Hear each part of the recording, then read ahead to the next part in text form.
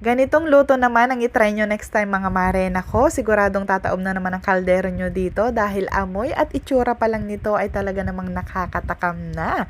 Perfect nga rin ito panghanda at pang Noche Buena. So for this recipe mga mare ay gagamit nga ako dito ng karne ng baboy. Pwede rin po kayong gumamit ng karne ng manok kung yun po ang mas bet nyo. Pwede rin naman po yun. And then itong meat natin ay pinansir ko lang muna hanggang sa maging golden brown ito. At nang maging golden brown na ito ay syempre nilagay ko lang sa gilid ng pan para hindi na natin yan hanguin. And then sinutay ko na dito ang garlic and onion. White onion po ang gamit ko dyan para mas mabango. And then nung okay na nga po ito ay sinunod ko namang igisa ang kamatis. Yes, maglalagay po tayo ng kamatis sa ating putsero para mas malasa po ito. After ko maggisa mga mare ay tinimplan ko na nga ito. Naglagay lang ako dito ng 2 tablespoon of patis at syempre ang ground black pepper natin at isang pork cubes para naman mas masarap at mas malinamnam ang ating pork putsero. And then nag-add na ako dito ng tubig at isisimmer lang natin ito for 10 minutes and then after 10 minutes ganito na nga ang itsura niya.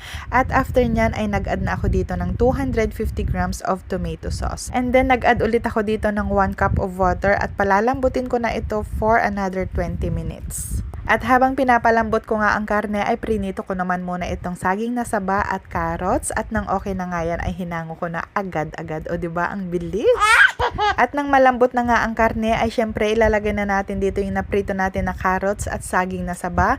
And then halu-haluin lang natin yan at isisimmer natin ito for another 5 minutes. Anyway mga mare, nag-add pala ako dito ng 2 tablespoon of brown sugar para mabalance ang lasa nito. And then nang okay na nga ito, syempre nilagay ko na nga rin itong mga gulay. Naglagay ako dito ng repolyo at baguio beans. Pwede rin po kayong maglagay ng pechay kung yun po ang mas prefer nyo. At ito na nga ang ating pork pochero. Sobrang sarap talaga nito mga mare. Napaka-perfect at talaga namang amoy fiesta ang bahay nyo pag ito ang niluto nyo.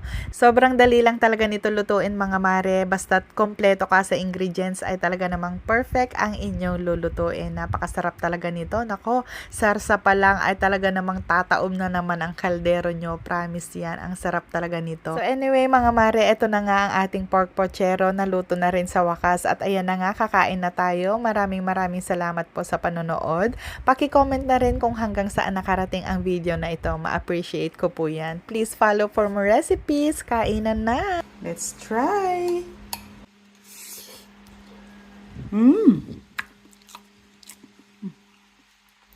Grabe ang sarap.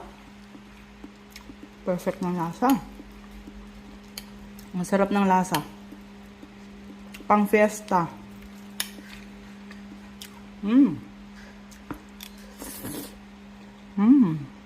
Ang init. Ang sarap din ng saging. Sarap.